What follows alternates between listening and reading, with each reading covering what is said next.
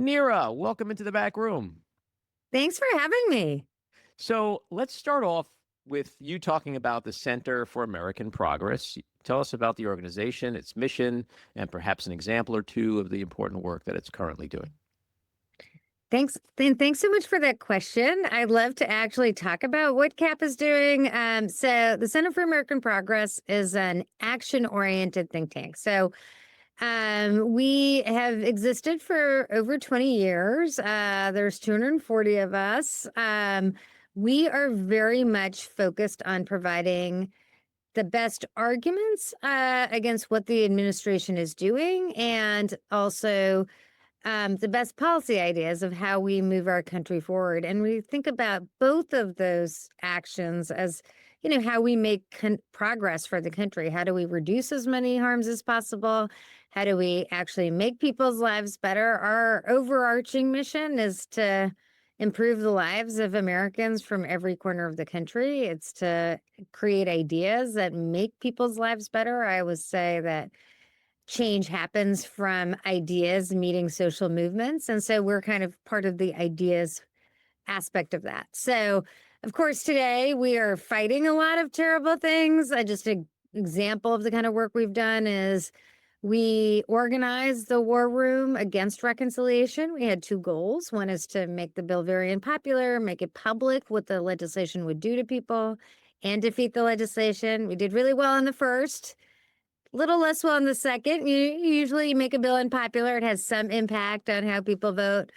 That's not how we live today. But, it's now our responsibility to ensure there's accountability for the vote as well. Mm-hmm. And so with democracy under attack and Donald Trump's authoritarian rhetoric and actions rising the way they have, how do we protect our democratic institutions? Well, first and foremost, if you look at history, if you look at authoritarian regimes around the world, if you look at what happened in Hungary, the thing that the authoritarians want the most is a scared or sleepy public. I think one of the big differences between now and 8 years ago is that the administration is using the power of the federal government to intimidate, perhaps terrorize institutions that it sees as oppositional, as well as, of course, the actions that it's taking for undocumented people who've, migrants who've been here for 10, 12, 20 years. But really, it's using fear as its, asymmetric weapon. It's basically trying to silence an opposition, intimidate people, because they know that it's a collective response that's the most problematic for them. And I think this is why it's really crucial that people protest, that they engage, that they call their members of Congress.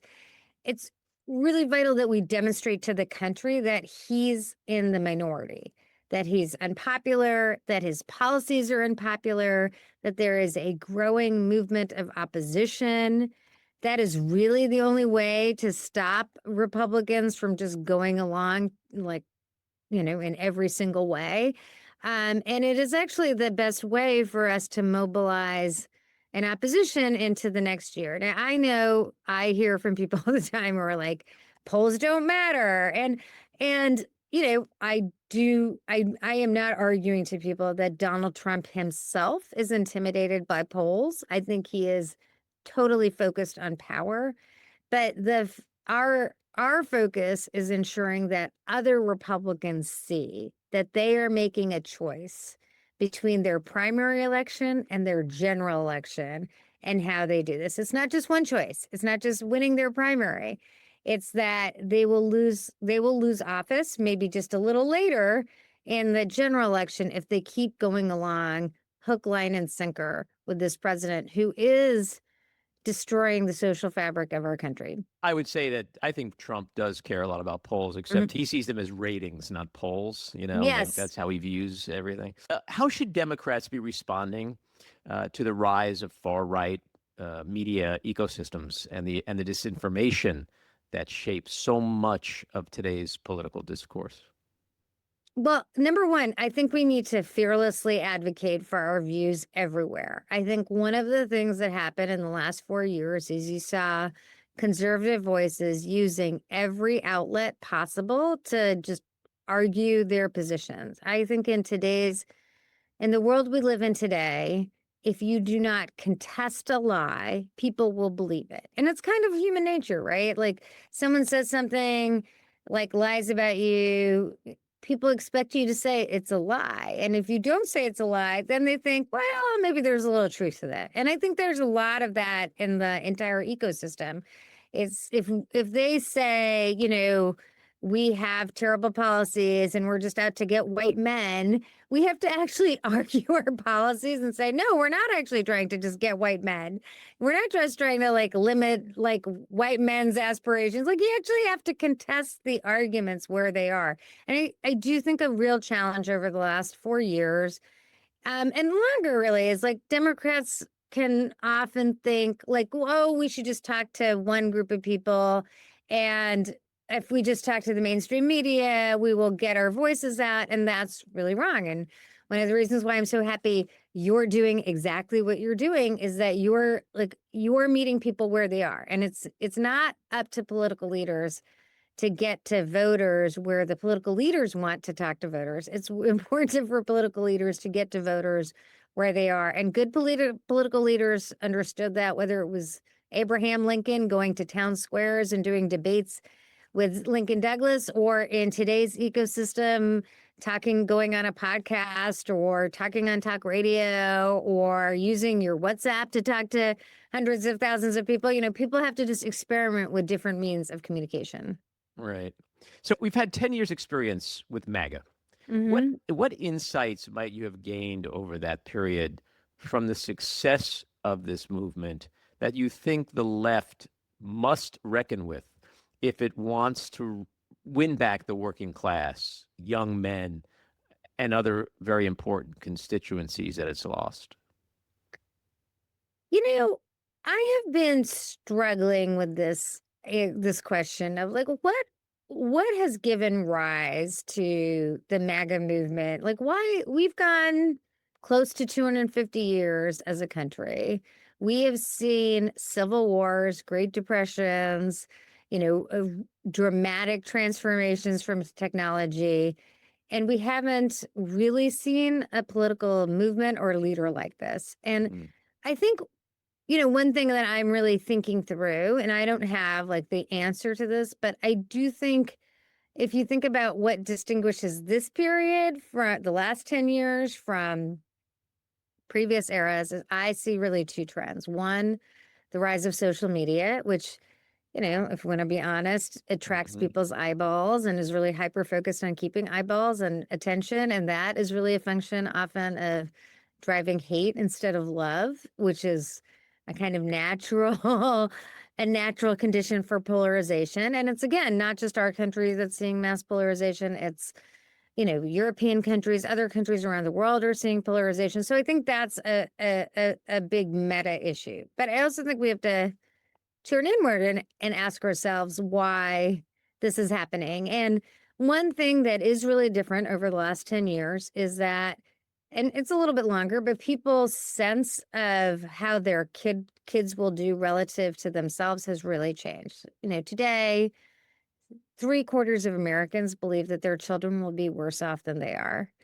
And I think that speaks to a lack of upward mobility and social mobility and a sense of optimism about the future. And the truth is, when people are less hopeful, when they are hopeless, it is easier to create, people to blame, right? So we are confronting a movement that takes a real problem, right? Cost of living is too high. And they provide an answer to that, which is migrants are raising the cost. There's so many migrants are raising the cost of housing. Now, you and I could dispute that, right?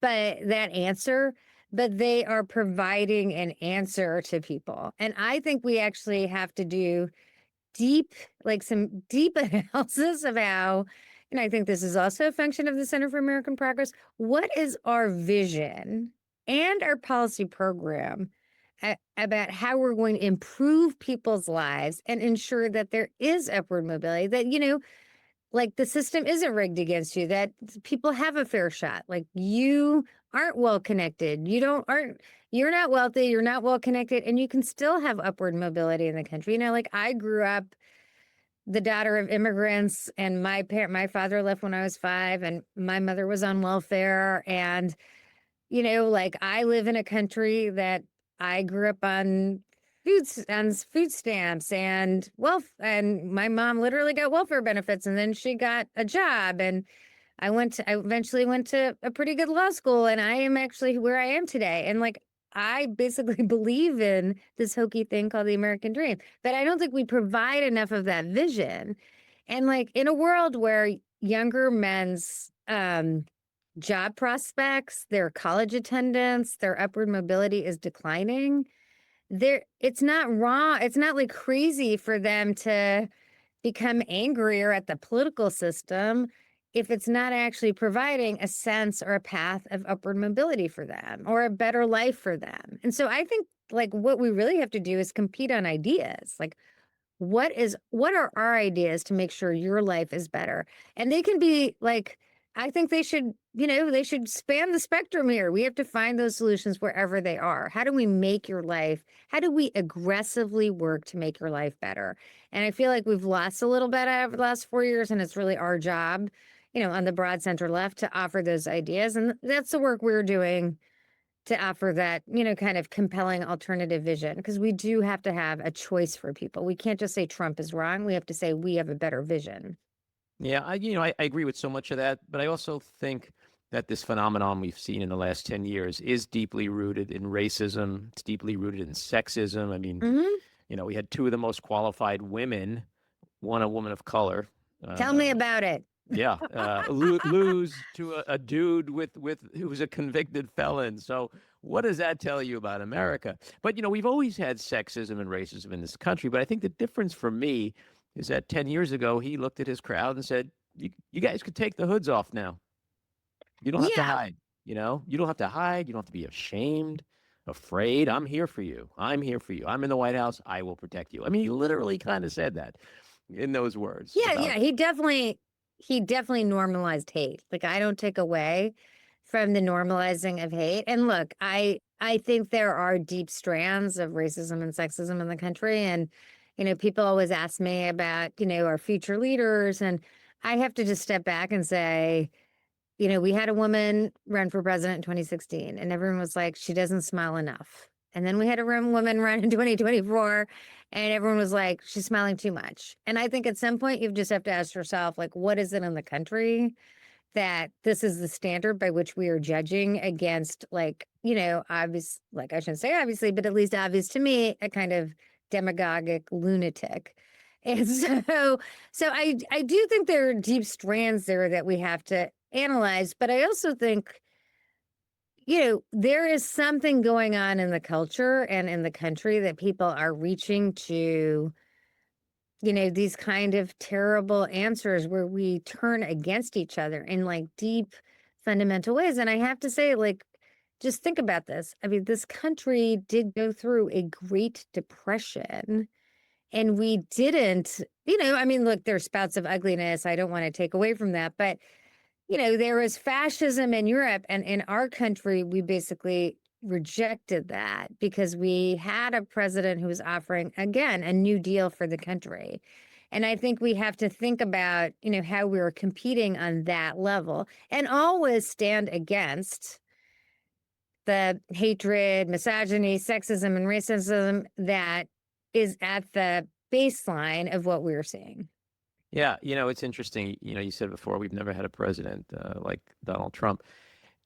Given what you just said, what always terrifies me is that look how close we are coming to autocracy, to fascism, with the greatest economy we've had in decades and a record stock market. Imagine if this was the 70s and we had like 15% interest rates. Imagine if there was 20% unemployment and Donald Trump was in the White House. Yeah. A democracy would be dead. Everybody talks about like what is going to save us from dictatorship. Is it Congress? Is it the Supreme Court? No, it's the economy. Jay Powell, he is the savior. He's the freaking savior. So as long as that economy stays strong, this dance that he's doing, it's terrifying in many ways, and he's testing the limits of democracy in ways the founding fathers never could comprehend. But it keeps that fence up. Yeah, I agree wholeheartedly with that. But I also think again, this does go to like, why are people so angry at each other? Right? Why are people so willing to blame, to point to some group or other? Why does Trump have that power in a time where, like people's material conditions are not what they were 50, 60, 70 years ago? And I look, I think he has been a master at these, like bringing out the kind of inner demons that people have and their psychologies about, the doubts they have about certain groups, the biases they have about certain groups. I totally take all of that. But I think, we also have to struggle with I mean, just to say honestly, I feel like we could be in a debt spiral where like our fear over the next 4 years beats their fear.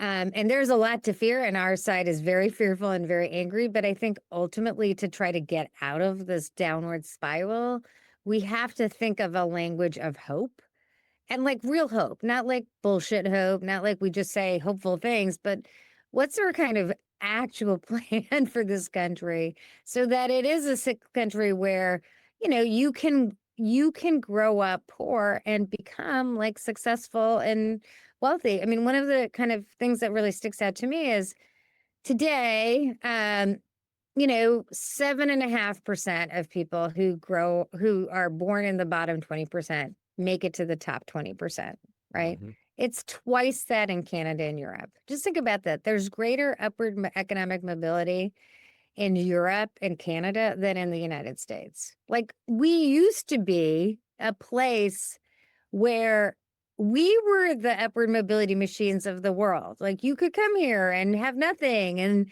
discover something great and like I do think when people are anxious about the system being rigged, the political system being rigged, the economy being rigged, what they may be telling us is that upward mobility machine is broken. So, like in previous eras, we've had like leaders who can develop like a agenda of hope, right? So, and that's real and concrete. It's a real program, but also does give people like leaders can provide a pathway for it. And I just think we're like, this is ruminations for us. We haven't developed the whole agenda, but I think that the best way for us to combat this darkness is to provide some sense of optimism and hope for a future that's not words, but a real like plan of action.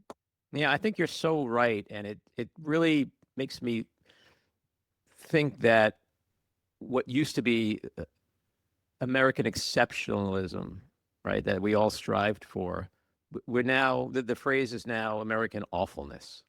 That's Yeah. because we have a president who never intended to bring anything to the American people to truly make America great again. He's just self-serving in every conceivable way, and he's corrupt. He's a grifter, and so it's a mob. It's not an administration. It's a mob, and from that mob mentality just comes really bad, unhopeful things. But this is a good segue to discuss the elephant in the room, the Epstein situation, because that in many ways is giving people a lot of hope, because like most fevers, MAGA will one day break. There's really only two successful cults in this world. It's Scientology and the Unification Church. Both were founded and run by people way, way, way smarter than Trump. Yeah. And in it for the long game. But everything else, every cult dies. And a lot of people are looking at this Epstein situation as maybe the fever, however slowly it may take, maybe the fever is starting to break. So we've had some major, this afternoon has been dizzying. We've had some major breaking news. Wall Street Journal, literally before we started talking, we're doing this Wednesday afternoon. Wall Street Journal reported that they told the Justice Department back in May that Trump's name is among many in the Epstein files, and he's listed in it multiple times. Also, a federal judge in Florida this afternoon denied the administration's request to unseal grand jury transcripts. There's two requests. One is Florida, one is New York, as you know. The New York thing is not impacted by this. That's going to be a separate ruling shortly.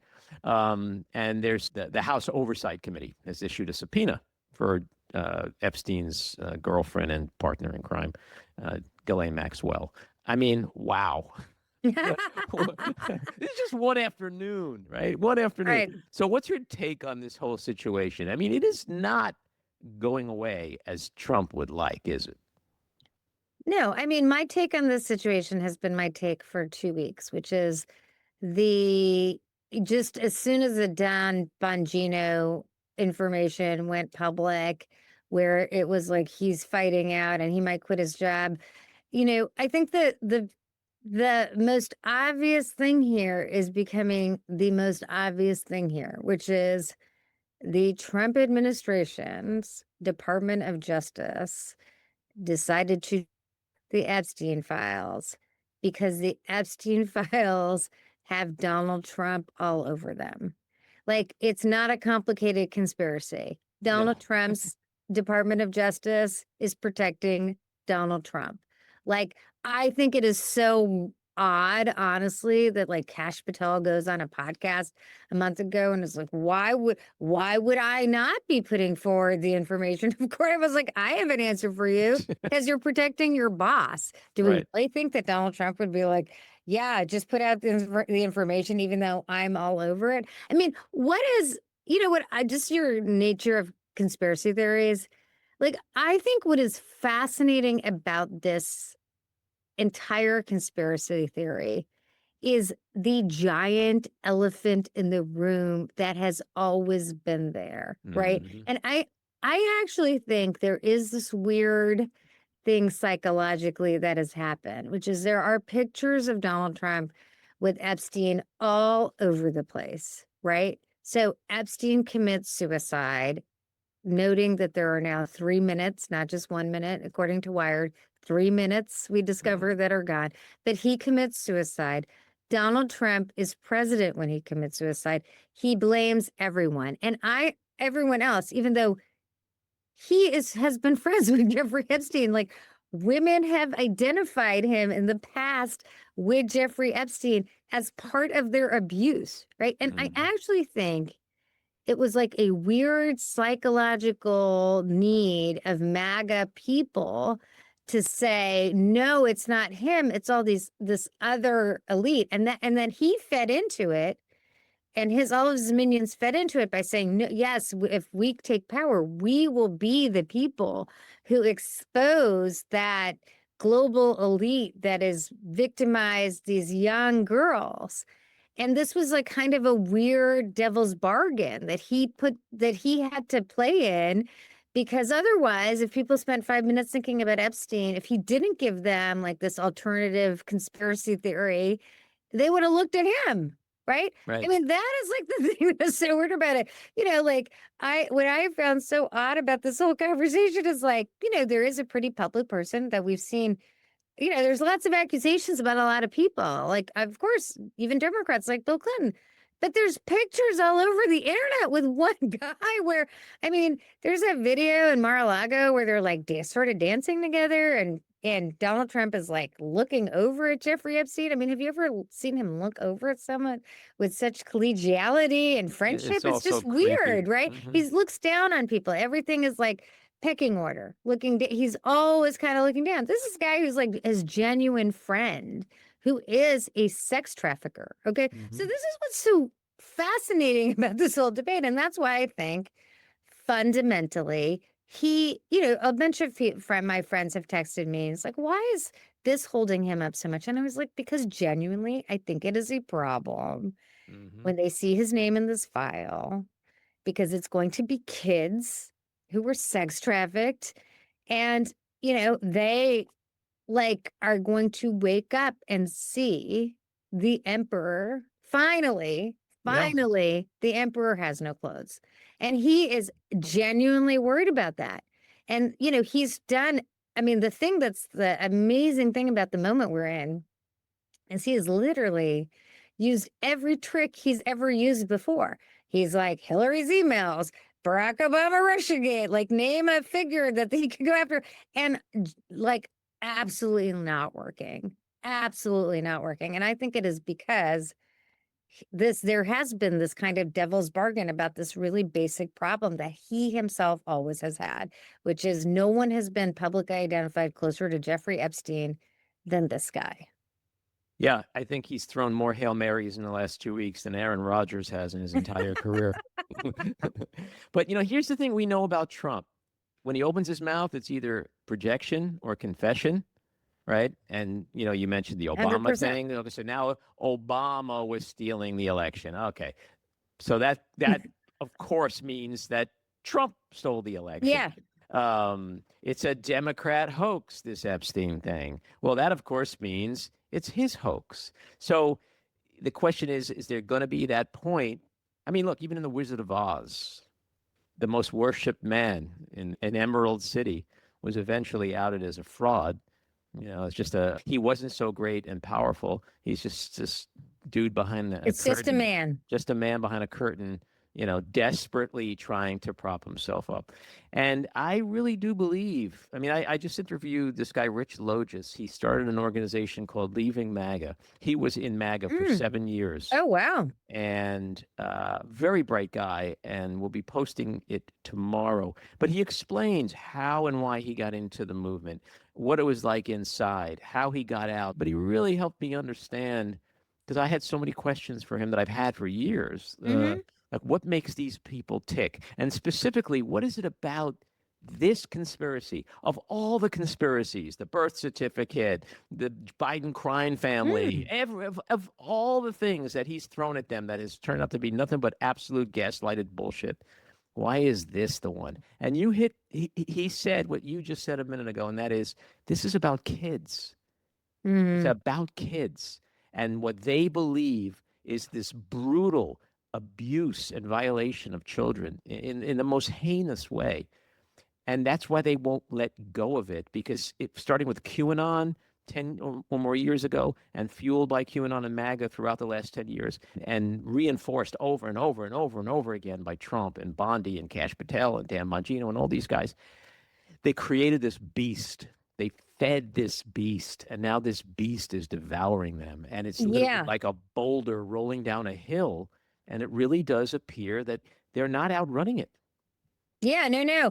I think it's so interesting, right? Because, in 2016, when he first ran, Trump ran these ads, and they were all Steve Bannon ads of this, global elite that is controlling your life. And, that's why everything is terrible for you. And I do think it is this like, it's just a really important narrative, right? That there's a powerful group of very wealthy men who are victimizing, often working class, unconnected, politically unconnected, like girls, and trafficking those girls. And again, the whole thing has been a weird mystery to me, because it was like, 1 + 1 = 2 here. Like, there's Donald Trump hanging out with Jeffrey Epstein. Right. He says nice things about Ghislaine Maxwell.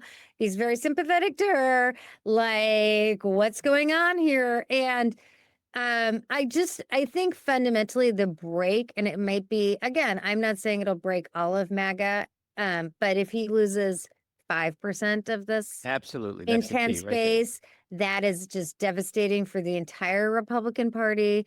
If they say, if like honestly, just like the blinders come off and they recognize that, again, he's part of this big thing that is so disgusting and terrible, then I think that has profound political implications for the whole country and the whole, like, really, how all of our politics could move forward. And that is why we are in a world where, again, I've lived through a lot in my life. I've never seen the House Republicans drop this business for a week in order to get him out of town to avoid a vote on on like a scandal. I mean, I just haven't seen that in either party thus far. So, Yeah, I don't know this is where they profound. think. Yeah, I don't know where they think they're running to. Like, there's an electorate that's waiting for them at home. A lot of MAGA people who want Yeah, answering. I have a theory about this, right? Which is what they're trying to avoid is not like a conversation about this. They're worried about a vote on it. And just think about it. Like, look at all the news that's breaking. They take a vote against a discharge petition, then they have voted to be part of like the cover up. Then facts come out afterwards about Trump's role. I just think they are scared. Yeah, I think fundamentally they're scared of him being on the list. right, but pulling down the closed sign and running out the back door, that doesn't make them look any better. No, I think it makes them collectively look worse. But that's the thing that they're doing, right? They're choosing between looking like they're covering up or voting against it. Voting is part of it's a no-win. It's a terrible, and one is Mike Johnson decided, and the other is they individually decide. So, but it tells you like how bad everything is, honestly. Well, I think Nancy Mace today said she's going to vote, when she can, she's going to vote for the release of the files. And there's like, I don't know, 11, 12 other Republicans. So, which tells you the power of MAGA on this, right? Like, I think this whole thing that MAGA doesn't care. They turned the page with the Wall Street Journal. It's all BS. Like, if they turn the page, why is any of this happening? They care because they know what they were told. They know who told it to them. And they really know what they want. I mean, I've raised 3 kids. I have 3 young grandchildren. You know that moment where you look great. Oh, you look great. I started young. In that moment when the kid comes to you and says, "I want a grape box juice," and you go like, "We're out of grape. How about fruit punch?" And they're like, "I want grape." You're like, "We don't have it. How about watermelon?" "I want grape." Like, that's MAGA right now. They want grape. They don't want anything else that Trump is feeding them. They want grape. Respectfully, they get it. They want the truth. Like like again, and also just like I just think that the humor of all of this, right, is like let's just step back. It's Donald Trump's personal criminal attorney is the deputy AG. That would be weird in any normal place. It's his personal criminal attorney who puts out the memo that he's going to go interview Swell. Right.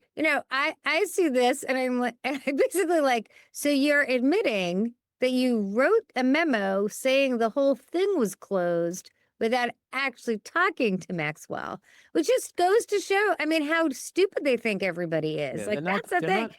They're not like, this is the thing. Like, you're clearly in cover-up mode if you're not like even just thinking how ridiculous this sounds that you did this memo. Clearly the memo was a cover-up if you didn't think, oh, maybe I should go talk to Ghislaine Maxwell about actually what happened here, right? And so that's just what I think, like, hats off to the people who recognize that this has all been kind of BS. Yeah, we might be breaking some news here, but they're not a bright cabal. Right? Well, not the brightest bulbs in the shed, as the malapropism kings and queens often like to say. So let's shift gears and talk about what's happening in New York City, because I think this not only is a city issue at a macro level, it could be indicative of something nationwide. So we have this young 33-year-old, relatively inexperienced Muslim Democratic Socialist. We all know what he did in the primaries. A very, very good chance he will become the next mayor of this city. It's just interesting when you observe how politically in this country, the pendulum has swung so far to the right. And it's interesting to see whether or not it's actually now swinging very far to the left. And is that, not in a pejorative way, is that the way that Democrats right now are very wisely speaking to the issues like affordability that are germane to young people, young men, the working class, as we were speaking about before? And is it really the only way right now to counter Trumpism? Because like those in the middle, the centrists, that's just a flailing group right now. There's no home for them right now. Maybe that's the answer right now, that we do have to become way more progressive in this country, because that's echoing what is important to most of the country right now. Yeah. So I think this is like a really central debate going forward. And I guess I kind of think about this in a different way, which is first, I think Mamdani has done a service to the country because he has laid bare how, and many of us knew this, but I think politics people need to learn lessons, and he's demonstrated that the issues around cost of living are as important today as they were a year ago, 2 years ago, 3 years ago. And I think he really does go to this issue that I raised before, which is people want a solution. And any solution will beat no solution. And like, even if you don't like the solution, having one is better than not having one. Right. And that was really clear. Like, he's a very skillful politician. He's really thought through how to communicate in ways that people haven't. I think he's really understood social media, and that what people crave in a world of political cynicism is just honest candor about how you're going to tackle problems. And really, honestly, he did actually talk about these things in very non-ideological terms. Like, a moderate could have talked about the price of sandwiches being too high because the New York City government was like is too inefficient to hand out permits, and people have to pay $20,000 for a permit, which jacks up the price of food. Like, that's not a left or right thing. That's just like kind of a common sense thing. But I think the thing that I like, the way I'm thinking about this, and I think we're trying to approach this, is the lessons from authoritarian countries, like the fundamental lesson from countries that have come out of authoritarian threats, is that you have to build a mass movement of opposition. You have to build like to 60%. It's not it the countries become too brittle when it's 51-49, 51-49. And candidly, in 2020, it was like 51-49. The President Biden won a big electoral victory. I mean, a big popular victory and a pretty big electoral victory, but the numbers in some places were pretty small. And so, if we want to defeat Trumpism and MAGA, I think we have to really think of a politics that binds 60% of the country. We have to mobilize to demonstrate opposition to the government, and on many days what I would call actually a regime. But the way to fundamentally, I think, break the fever of this, to restore like a democracy, is not to be 51-51 or 50-50. It is to try to build a broad coalition of opposition. And I think the demonstration of Mamdani is that plenty of moderates want to vote for actual answers on cost of living. But I also think I think we should learn really important lessons from him, and definitely lessons on communication and on issues. But I also think, the truth is that the Democratic Party has become so brittle that it can't even compete in states or it hasn't been able to compete in states like Iowa and Ohio, where it has to be able to win a Senate majority in the future. And so we have to do both of these things. Like, it's a big country, and I believe in a very big tent. And so I think we should learn the lessons of Mamdani. But I also think, maybe that won't play so well in Iowa, and we have to give people spaces to actually put forward an agenda that can reach to the middle to win in places like that. Because that is a problem for both of us. Like, we need to inspire the next generation, and we need to be able to attract a broad coalition in states that we haven't done. And we have to do, like the Texas redistricting. Like, it's because Democrats aren't competitive in Texas that they feel like they could do this. And if we actually got to a much tighter race, if we were in 2019 right now, where better work had just came within 2 points, they'd be too scared to do this. So that's why it does actually matter to build those broad coalitions as well. And so, with regard to what's happening in Texas, it's interesting what people like Gavin Newsom, governor of California, have been starting to say. Do you believe that Democratic states are going to start to mirror what Texas is trying to do, if they go ahead and do it, as the only answer to this kind of shenanigans? Yeah, I mean, we actually had Better Work at the Center for American Progress just the other day, and he came to speak about what's happening in Texas Yeah, and I heard him what speak on what that. Yeah. what the response should be. And I think he's absolutely right. I think the real problem in an when you are facing an authoritarian threat, the real problem is the shamelessness of the regime, the administration, to use power to maintain power. And the threat is so real that we unfortunately have to fight fire with fire. And some of us, a decade ago, as only blue states were using commissions, warned that this is an asymmetry we're creating because Republican states will do things like gerrymander and do a redistrict in the middle of a decade, and a state like California will do a process where it's like fair. Now, this is actually why we need national legislation, why we need democracy reform, because you actually need a system that levels the playing field, and that was in the reforms Democrats tried to pass a couple of years ago. We have to be more ruthless about passing those reforms. But I think fundamentally, it is not just like whether Democrats have enough spine. It is, you have to answer what you did in this moment when your grandkids ask you. Yep. Democrats say, we were too concerned about niceties so that we allowed basically Trump to change the rules so that he could just maintain a House of Representatives no matter what happens. Then shame on us for not doing what we could to protect the country when we had the chance. So true. And people often say that, Democrats, they bring a knife to a gunfight. I don't Not even think they, me. I don't even think they bring a knife. I think they bring a moral center to a gunfight. And Yes. we know how far that goes. And here's my take. Let's save the country and let's get back to normal politics and let's then live in normal politics, sure. But we weren't in normal politics during the Biden administration. I think this is one of the things we thought President Biden thought, we're going to restore normal politics. And Right. that's not what the Republican Party was doing. They were not restoring normal politics. It was like a No. one-sided, let's be normal politicians again.